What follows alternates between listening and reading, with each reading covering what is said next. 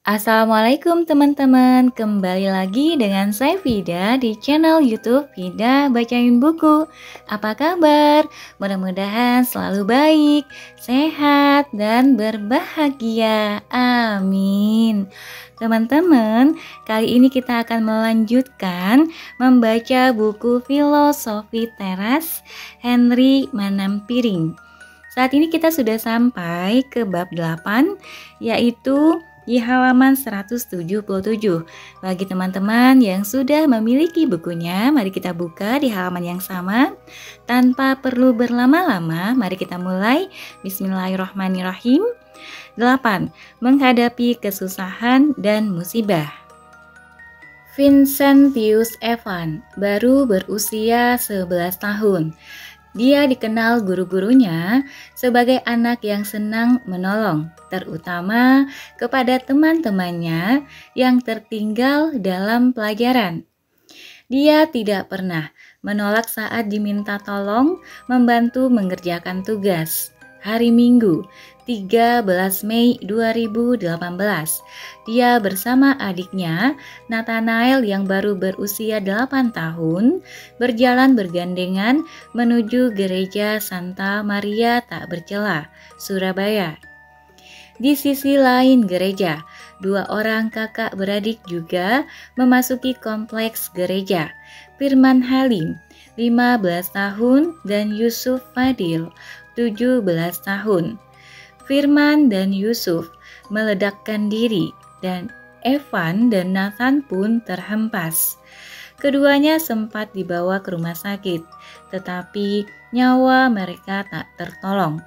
Evan meninggal karena luka bakar, pendarahan dalam, dan benturan.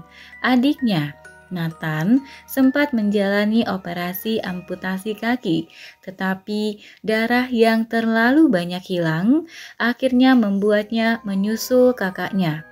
Hari Minggu itu, Indonesia terhenyak tak percaya akan aksi kekejaman yang harus memakan korban orang-orang tak bersalah, termasuk anak-anak kecil. Salah satu aplikasi stoicisme adalah bagaimana harus bersikap dan bertindak di dalam kesusahan, musibah, dan bencana. Kamu sudah belajar bagaimana segala sesuatu yang eksternal di luar diri kita dianggap sebagai indifferent, tidak baik dan tidak buruk, karena tidak bisa menentukan kualitas karakter kita. Tidak ada peristiwa hidup yang bisa disebut baik atau buruk. Yang ada hanyalah interpretasi kita. William Shakespeare, pujangga Inggris, pernah menggemakan hal yang sama. There is nothing either good or bad, but thinking make it so. Tidak ada hal yang baik atau buruk. Pikiran kitalah yang menjadikannya baik atau buruk. Jika demikian, bagaimana stoicisme bisa membantu kita menghadapi kesulitan hidup yang benar-benar sulit, bukan sekadar peristiwa sepele atau orang-orang yang menyebalkan? Karena interpretasi dan anggapan kita akan sebuah kejadian ada sepenuhnya di tangan kita. Kita juga sepenuhnya mampu menginterpretasi ulang episode hidup yang sulit. Filosofi Teras mengajarkan untuk melihat kesulitan dan tantangan sebagai ujian. I know, ini terdengar basi dan mengingatkan kita akan kata-kata guru BP. Akan tetapi, ini berhubungan dengan topik interpretasi. Saat tertimpa kesulitan dan bencana, interpretasi kita malah bisa makin memperburuk kondisi kita. Misalnya, dengan terus-terusan bertanya, salah apa saya sampai tertimpa ini?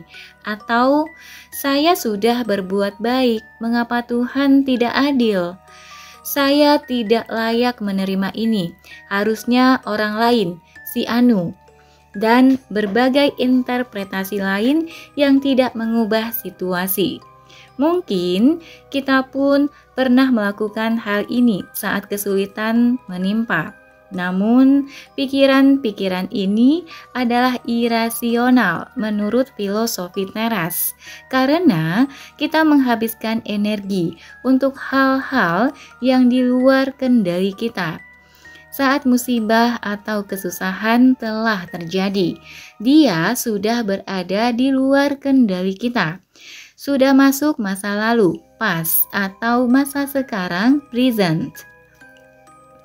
Dalam wawancara Kania Cita mengatakan bahwa lebih baik waktu dan energi serta segera dipusatkan kepada solusi yang masih ada di masa depan daripada mempertanyakan kenapa kita tertimpa musibah yang ada di masa lalu atau masa sekarang.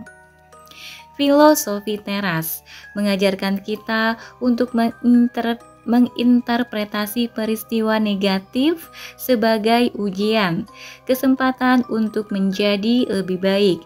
Seperti di sekolah, ada ujian matematika, ujian sejarah, ujian biologi, dan lain-lain. Maka, ujian dalam hidup ada banyak macam, menguji salah satu karakter kita. Keutamaan, virtue apa yang bisa dikembangkan oleh peristiwa ini? Kutipan, constant misfortune brings this one blessing. Those whom it always assails, it eventually fortifies. Seneca. Kesusahan yang datang terus-menerus membawa berkah ini, mereka yang selalu tertimpanya akhirnya akan diperkuat olehnya. Dalam bahasa modernnya, what doesn't kill you only makes you stronger. Apa yang tidak membunuhmu hanya akan memperkuat dirimu. Interpretasi pertama yang bisa ditanamkan adalah di balik musibah ini ada kesempatan kita menjadi seseorang yang lebih kuat. Jika kita membaca biografi orang-orang terkenal, mereka pun mengalami banyak musibah, kesialan, kesusahan, dan semua ini menjadikan mereka lebih kuat dalam mengejar cita-cita dan perjuangan mereka. Sebelum sukses dengan bisnis animasinya, Walt Disney pernah dipecat oleh koran tempatnya bekerja karena dianggap kurang imajinasi dan miskin ide. Oprah Winfrey dipecat dari pekerjaan pertamanya sebagai pembawa berita dengan alasan terlalu emosional dengan beritanya. Para guru dari Thomas Edison, penemu bola lampu dan banyak inovasi lainnya, mengatakan kepadanya bahwa dia terlalu bodoh untuk belajar apapun.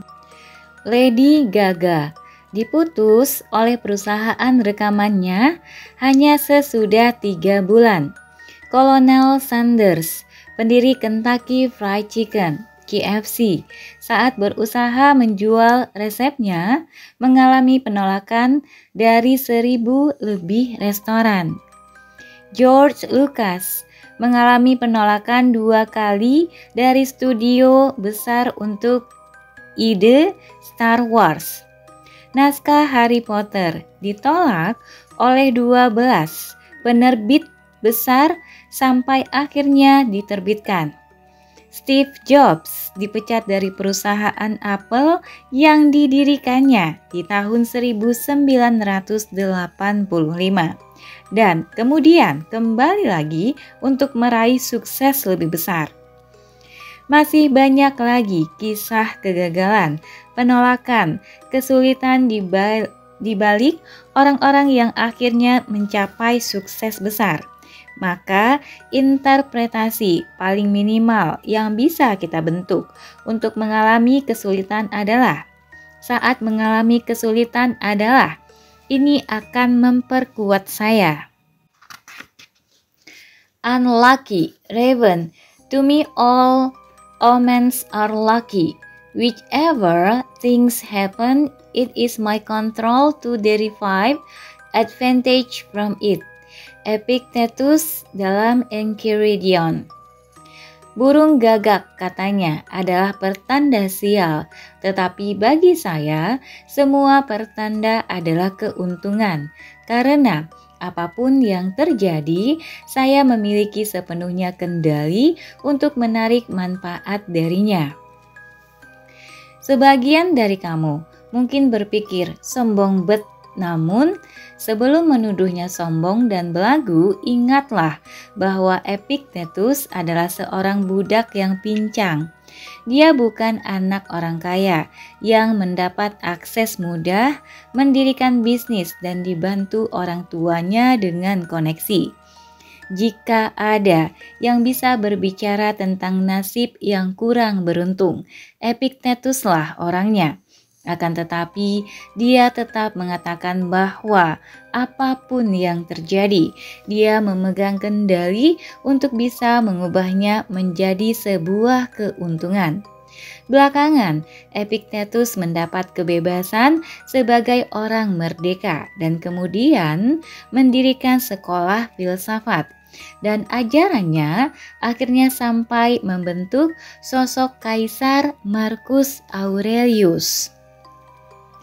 Apa keuntungan di kesusahan yang sedang kamu lalui? Semua tergantung kamu. Bagi sebagian orang, masalah bisa menjadi latihan kesabaran, baik itu sabar secara waktu, menunggu, atau sabar menahan emosi. Bagi sebagian orang lain, keuntungan di sini justru kesempatan untuk mengganti arah. Bisa arah karir, arah bisnis, atau bahkan arah hubungan. Ada yang menjadikan masalah sebagai kesempatan untuk mempelajari skill baru. Seperti banyak kisah di mana seseorang dipecat dari pekerjaannya. Dan sesudah itu, dia justru menciptakan ide bisnis baru yang tidak hanya membuatnya kaya raya, tetapi juga lebih bahagia daripada dia bertahan di pekerjaannya. Tidak ada formula yang sama untuk setiap situasi, karena kesulitan, musibah, hambatan yang dialami orang berbeda-beda. Namun yang penting adalah bagaimana kita tidak membiarkan pikiran kita terlalu lama dihabiskan di hal-hal yang di luar kendali kita, dan memfokuskannya kembali ke hal-hal yang di bawah kendali kita. Bagaimana kita mau memaknai musibah dan kesulitan ada sepenuhnya di tangan atau pikiran kita. Weni Angelina Hudojo adalah ibu dari Evan dan Nathan, dikutip dari bbc.com. Dalam keadaan berlinang air mata, dia menyerahkan kembali kedua anaknya ke pangkuan Tuhan, sambil mengucapkan doa sekaligus pengampunan bagi pelaku serangan yang telah merenggut nyawa anak-anaknya yang masih belia. Pengampunan yang diberikan oleh Weni sepenuhnya ada di bawah kendalinya. Tidak ada yang bisa merenggutnya. Melawan pola pikir destruktif. Halaman 181. Dalam menghadapi musibah, ada pola pikir merusak yang harus kita lawan. Di buku Option B, Facing Adversity, Building Resilience and Finding Joy, karya Shirley Sandberg bersama Adam Grant, disebutkan mengenai pola pikir 3P yang menurut psikolog Martin Seligman bisa menghambat kita untuk pulih dari musibah. Pola pikir 3P itu adalah personalization, menjadikan musibah sebagai kesalahan pribadi. Pervasiveness, menganggap musibah di satu aspek hidup sebagai musibah di seluruh aspek hidup. Permanence, keyakinan bahwa akibat dari sebuah musibah atau kesulitan akan dirasakan terus-menerus.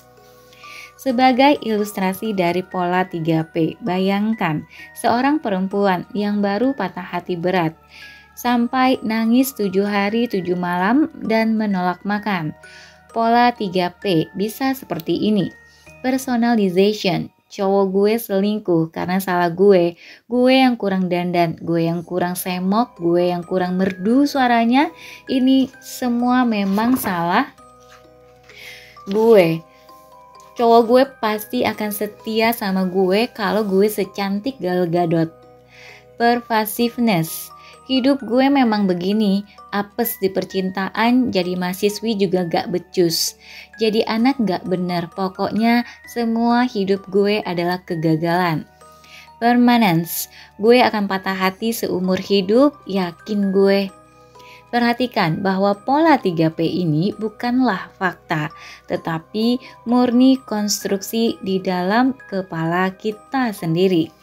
Mari kita mulai dengan personalization. Kenyataannya, tidak semua masalah hidup disebabkan hanya oleh kita sendiri. Memang ada yang sepenuhnya salah kita sendiri, misalnya mengendarai kendaraan dalam keadaan mabuk dan kemudian menabrak orang lain. Tetapi banyak juga yang sebenarnya di luar atau hanya sebagian di bawah kendali kita. Jumpa lagi dengan dikotomi atau trikotomi kendali. Di pervasiveness, lagi-lagi kita memiliki perspektif yang keliru, baca lebay. Musibah atau kegagalan di satu aspek hidup tidak otomatis berarti kegagalan di aspek hidup yang lain. Gagal di studi bukan berarti kita gagal menjadi anak yang baik. Gagal di percintaan bukan berarti kita juga gagal sebagai profesional, dan seterusnya. Yang terakhir, permanence. Rasa sedih, galau, kecewa yang dialami sekarang tidak otomatis masih akan dirasakan minggu depan, bulan depan, atau tahun depan. Memang ada kasus-kasus musibah atau kesulitan yang menimbulkan luka psikologis yang lama efeknya. Tetapi sebagian besar akan terasa lebih ringan seiring berjalannya waktu. Konsep 3P tersebut membantu kita mengidentifikasi pola pikir apa yang harus dihindari di saat kita tertimpa kesusahan atau musibah. Minimal dengan mengendalikan adanya pola 3P ini, kita bisa lebih cepat menyadari saat mulai terjebak dalam pola menyalahkan diri sendiri atau membiarkan masalah merembet kemana-mana atau menganggap perasaan duka ini akan selamanya. Menerima penderitaan, halaman 183. Why is so hard? Why is it so hard when things go against you? If it is imposed by nature, accept gladly. If not, work out what your own nature requires, even if it brings you no glory. Marcus Aurelius dalam Meditations. Kita tadi sudah diingatkan bahwa apa yang kita sebut sebagai bencana, musibah, kesulitan, dan lainnya adalah konstruksi mental kita sendiri. Stoicisme melihat peristiwa apapun itu sebagai sebuah fakta objektif. Makna dari peristiwa itu, bencana, sial, datang dari kita sendiri. Dan karenanya kita punya pilihan hendak memaknainya sebagai hal buruk atau sebagai hal yang baik. Misalnya, kesempatan memperkuat diri atau melatih sifat tertentu. Ada satu lagi nasihat yang datang dari Marcus Aurelius, yaitu untuk menerimanya dengan senang hati. Mengapa begitu sulit saat hidup dirasa melawan dirimu? Jika memang kejadian ini datang dari alam, maka terimalah dengan senang hati. Jika tidak, maka cari tahulah apa yang harus kamu lakukan yang selaras dengan alam dan kerjakan itu. Bahkan jika hal itu tidak memberimu kemuliaan. Ujar Markus. Masih ingat soal keteraturan dan keterkaitan semua yang ada di alam nature ini? Hal ini pun mencakup peristiwa musibah dan kedukaan. Jika memang hal itu adalah bagian dari alam, kita diajak menerimanya dengan senang hati. Semua hal yang memang harus dijalani makhluk hidup, seperti kematian dan sakit penyakit atau segala hal di luar kendali kita, seperti sikap dan perasaan orang lain, serta segala bentuk bencana alam yang tidak bisa dikendalikan manusia. Memang ada musibah yang timbul karena kesalahan kita sendiri. Misalnya, kita tidak menjalankan tanggung jawab kita sebagai pasangan, anak, ataupun orang tua, sehingga kemudian menjadi masalah bagi kita. Atau kita mengucapkan atau berbuat sesuatu yang merugikan, apa itu orang lain, makhluk lain, atau lingkungan yang pada akhirnya membawa kesusahan.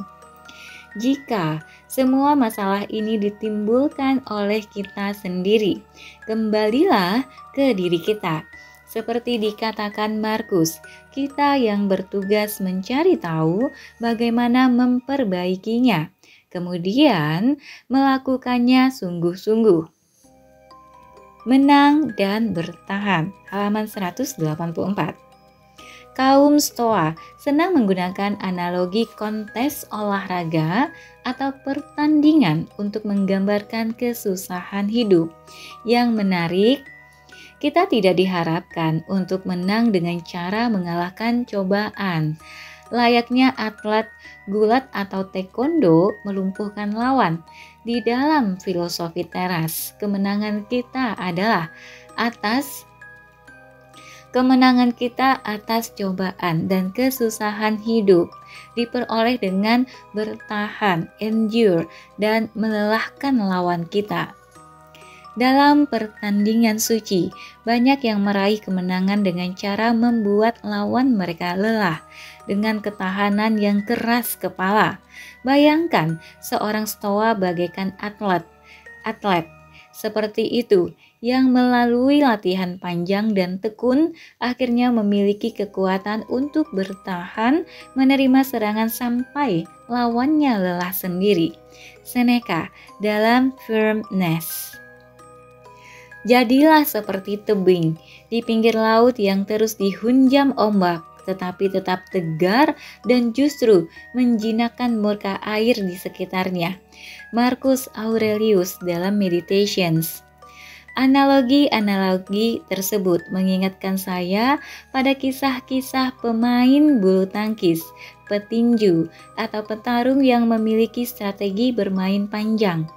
Bukannya berusaha secepatnya menaklukkan atau melukai lawan, mereka memilih bermain partai panjang, memanfaatkan kesabaran dan stamina yang mereka miliki sampai akhirnya lawan mereka kelelahan, dan kemudian mereka baru bertindak merebut kemenangan.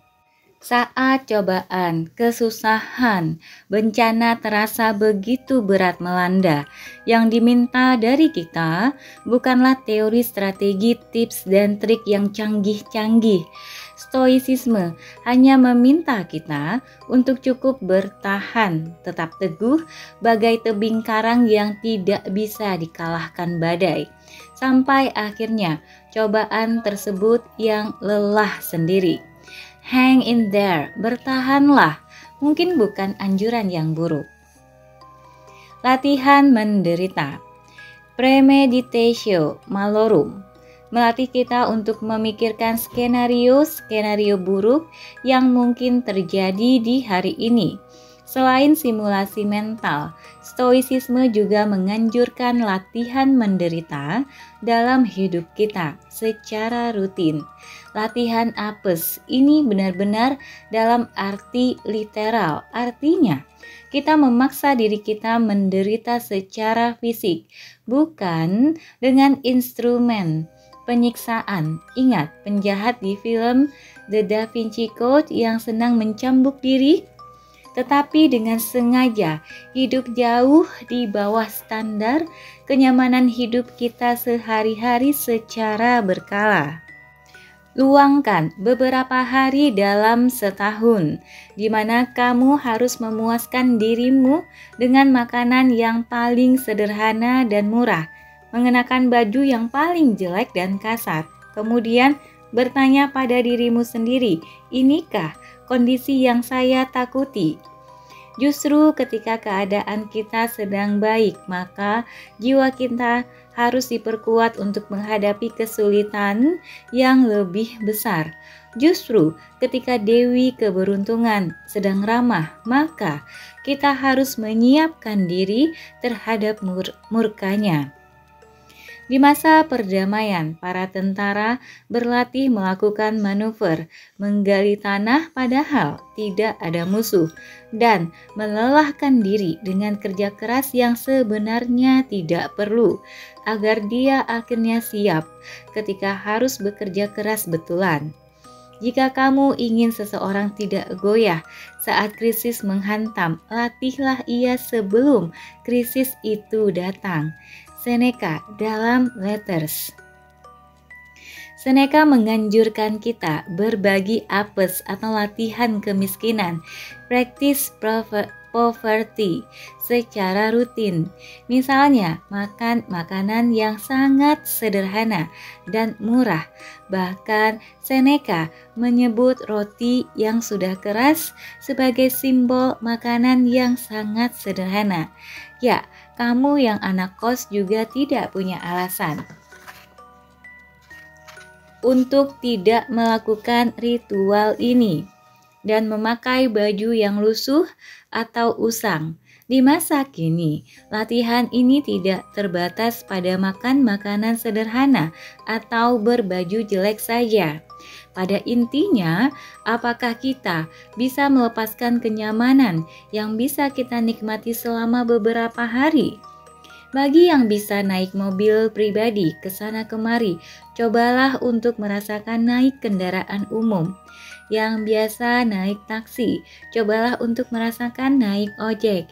Yang biasa tidur di kamar AC, cobalah untuk tidur dengan udara alami. Yang biasa tidur di kasur spring bed, cobalah tidur di kasur tipis atau bahkan di lantai beralas tikar. Yang biasa memakai smartphone, cobalah untuk puasa internet. Hayo, berat kan? Masih banyak lagi kesempatan untuk melatih kesusahan dan kemiskinan. Hidup jauh di bawah standar kenyamanan kita jika kita mau. Saat melakukan ini semua, coba renungkan apakah hidup melarat ini sungguh-sungguh menakutkan. Apakah kondisi berkekurangan ini adalah sebuah bencana besar dalam hidup kita, ataukah saat dijalani ternyata tidak semenakutkan yang kita pikir, walaupun tetap tidak nyaman, apalagi jika sudah lama terbiasa hidup berkecukupan. Karena ternyata kita tetap bisa hidup dengan makanan sederhana, atau ternyata tidak ada yang peduli dengan baju bagus kita, atau ternyata kita masih bisa tidur tanpa segala fasilitas berlebih. Lakukan ini semua selama 3 atau 4 hari atau lebih lama, sehingga ini bisa sungguh menjadi ujian bagimu, bukan hanya iseng-iseng. Percayalah, kamu akan bersuka cita dengan makanan murah dan kamu akan mengerti bahwa damai pikiran seseorang tidak bergantung pada Dewi Keberuntungan, kemakmuran, karena bahkan saat murka pun ia memenuhi kebutuhan kita dengan cukup. Lanjut Seneca. Menurut William Irwin, di dalam buku A Guide to Good Life, ada beberapa manfaat dari latihan kesusahan ini. Yang pertama adalah melatih diri kita menjadi lebih tangguh, bagaikan tentara yang terlatih susah payah di masa damai, sehingga ketika pertempuran yang sebenarnya terjadi, mereka sudah siap menghadapinya. Ingat bahwa kekayaan adalah hal di luar kendali kita. Siapkah kita jika itu semua mendadak direnggut dari kita ketika Dewi Keberuntungan marah kepada kita? Misalnya dengan mengirimkan perampok, kebangkrutan, bencana alam. Dengan berlatih kemiskinan secara rutin, kita akan menjadi lebih tangguh menghadapi situasi apapun. Kita akan melatih jiwa dan raga ketika kita membiasakan diri dengan dingin, panas, haus, lapar, kekurangan makanan, dipan yang keras, menahan diri dari kenikmatan, dan menjalani kesakitan. Musonius Rufus, Letters and Sayings. Manfaat kedua dari practice poverty menurut Irwin adalah untuk membentuk rasa percaya diri sehingga kita bisa menanggung musibah dengan tabah dan kuat. Seperti dikatakan Seneca, saat kita menyadari bahwa ternyata kita cukup kuat untuk menanggung latihan-latihan ini. Perlahan kita menjadi lebih pede. Seandainya saat ini kita dianugerahi kekayaan dan rezeki lain, kita bisa berkata, jika harus jatuh miskin pun, saya tidak akan hancur. Manfaat ketiga adalah melawan fenomena yang disebut ilmu psikologi sebagai hedonic adaptation atau adaptasi kenikmatan. Para psikolog menemukan bahwa apapun yang membuat kita senang, uang, ketenaran, seks, harta benda, dan lain-lain, pada akhirnya akan kehilangan kenikmatannya seiring berjalannya waktu. Sebuah penelitian terhadap para pemenang lotre di Amerika Serikat menemukan bahwa 18 bulan sesudah memenangkan lotre, para pemenang lotre tidak lebih bahagia daripada mereka yang tidak menang. Penjelasannya adalah pada akhirnya kita akan beradaptasi dengan hal-hal baru yang tadinya membuat kita bahagia. Rasanya tidak perlu jauh-jauh untuk mencari contoh dari hidup kita sendiri. Saat memenangkan kejuaraan, lulus dengan nilai tertinggi, mendapat kenaikan jabatan dan kenaikan gaji, membeli tas atau gadget baru, atau bahkan mendapat pacar, suami, istri baru.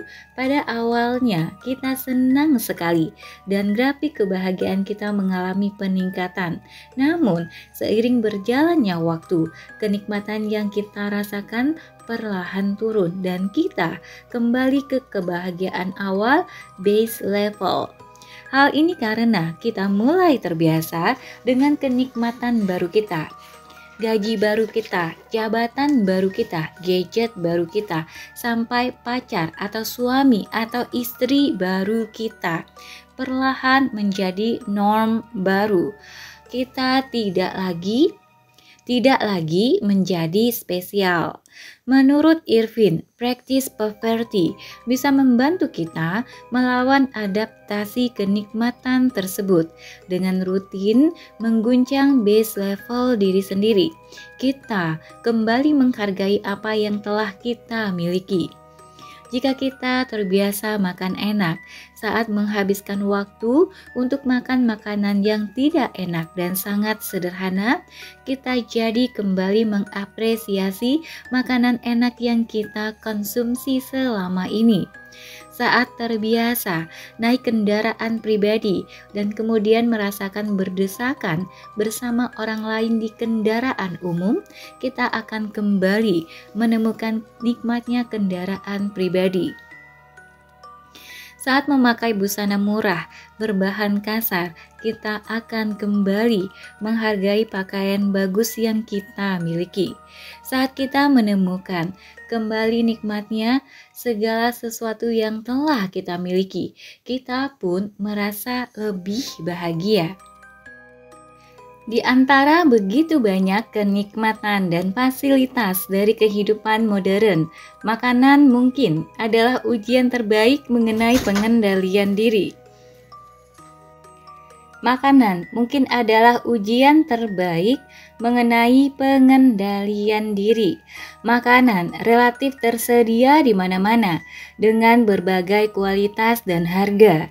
Mengenai makanan, salah satu filsuf Stoa bernama Musonius Rufus memiliki prinsip yang umum kita dengar sekarang sebagai makan untuk hidup, bukan hidup untuk makan.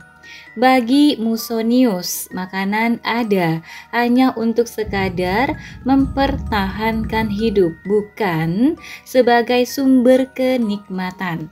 Bahwa Tuhan menyediakan makanan dan minuman hanya untuk mempertahankan hidup, bukan sumber kenikmatan, dapat dibuktikan dari ini. Ketika makanan menjalankan fungsinya dalam pencernaan dan penyerapan, ia tidak memberikan kenikmatan apapun bagi manusia, ujarnya.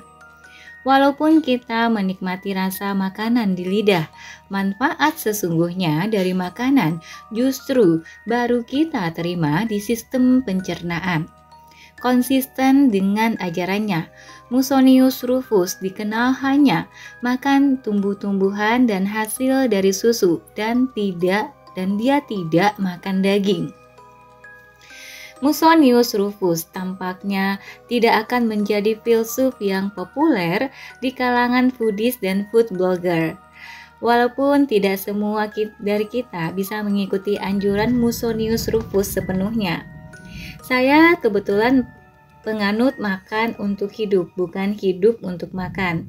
Makanya saya paling tidak rewel soal makanan, tetapi ada pesan lebih dalam yang bisa dihayati semua orang, pencinta kuliner dan food blogger sekalipun. Jangan sampai kita diperbudak oleh makanan. Baik dari segi kualitas, selalu hanya ingin makanan oleh makanan, selalu hanya ingin makan yang enak dan mewah, maupun segi kuantitas makan berlebihan, melebihi yang diperlukan oleh tubuh untuk tetap sehat. Jika kita telah mampu melakukan praktis poverty secara rutin, Seneca mengingatkan kita untuk tidak merasa bangga dengan mengingat status hidup kita. Bagaimanapun, mereka yang mampu melakukan ritual ini adalah mereka yang tidak harus menghadapi kelaparan dan kemiskinan setiap hari. Tidak ada alasan bagimu untuk merasa hebat melakukan hal ini semua, karena kamu hanya menjalani apa yang dijalankan ribuan budak dan orang miskin setiap hari. Namun, kamu boleh sedikit memuji dirimu untuk ini, bahwa kamu melakukannya bukan karena terpaksa oleh keadaan, dan bahwa kamu mampu melakukan ini secara permanen, semudah kamu melakukannya sebagai latihan. Biarlah kita menjadi akrab dengan kemiskinan, sehingga nasib tidak bisa menyergap kita tiba-tiba. Kita akan bisa lebih menikmati rezeki kita saat kita menyadari bahwa kemiskinan bukanlah beban. Letters. Menurut saya, inilah manfaat terakhir dari latihan kemiskinan untuk mengajak kita yang lebih beruntung, sesekali keluar dari kenyamanan yang telah kita anggap normal, dan menyadari ada jutaan orang lainnya yang tidak seberuntung kita dan bisa merasakan apa yang mereka lalui setiap hari. Halangan adalah jalan. Menurut dikotomi kendali, Hampir semua peristiwa hidup ini ada di luar kendali kita. Sebagian memang bisa dipengaruhi oleh pilihan-pilihan kita.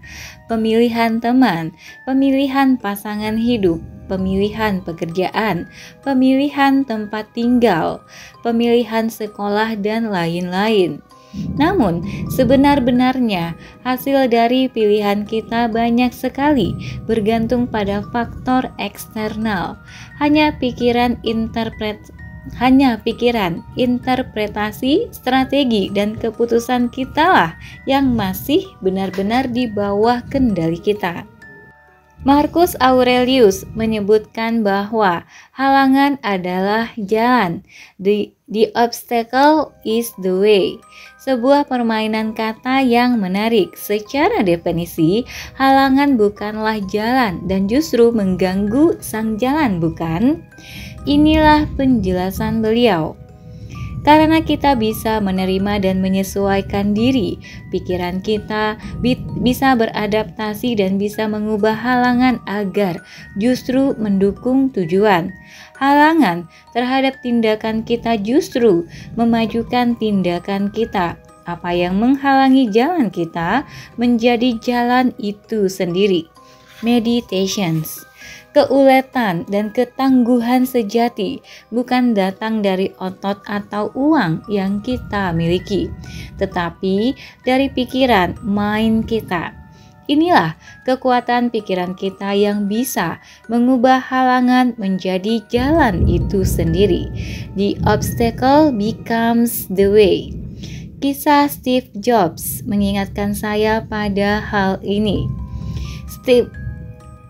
Steve Jobs mendirikan Apple di tahun 1976 dan 9 tahun kemudian ia dipecat dari perusahaan yang didirikannya. Padahal komputer yang diluncurkannya cukup populer. Bagi banyak orang, dipecat dari tempat bekerja, apalagi dari perusahaan yang dia dirikan sendiri, adalah sebuah bencana besar. Akan tetapi, peristiwa yang bagi kebanyakan orang adalah halangan ini ternyata menjadi jalan baru bagi Steve.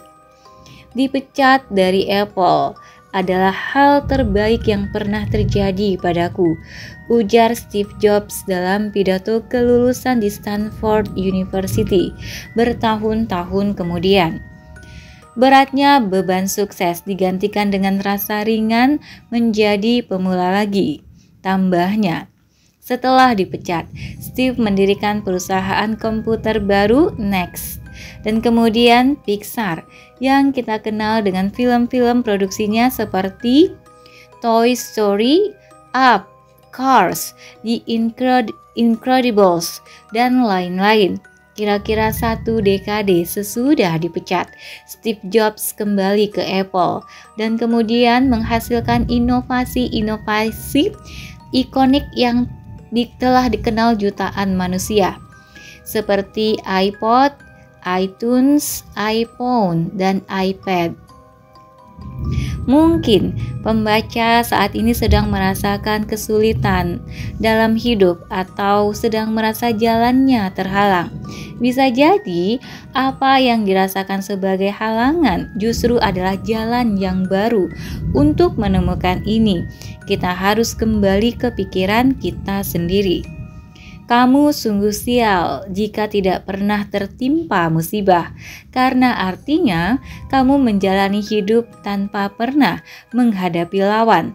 Tidak ada yang tahu kemampuanmu sesungguhnya, bahkan dirimu sendiri tidak.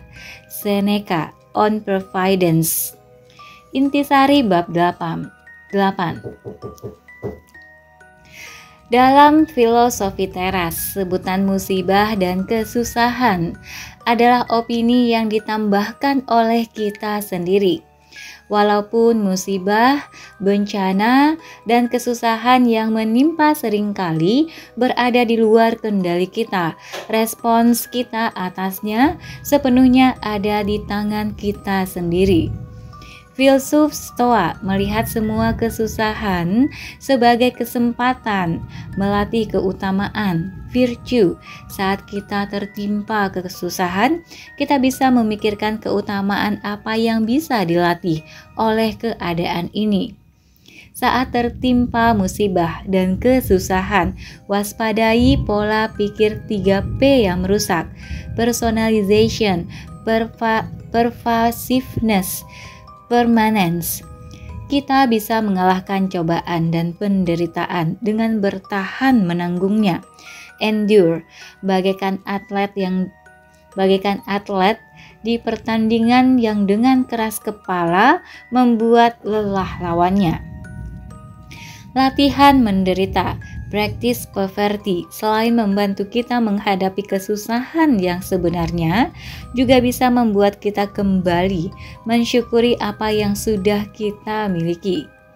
Halangan bisa menjadi jalan, dan ini tergantung kepada pikiran kita. Oke teman-teman, sampai di sini dulu untuk bab 8-nya. Nanti kita akan ketemu lagi di bab 9, yaitu menjadi orang tua. Untuk teman-teman yang sudah mendengarkan, terima kasih banyak. Dan juga untuk teman-teman yang sudah like, komen, dan subscribe, juga terima kasih banyak atas kesediaannya. Semoga yang disampaikan channel ini bisa bermanfaat dan menghibur. Sampai jumpa lagi dan terima kasih. Assalamualaikum warahmatullahi wabarakatuh.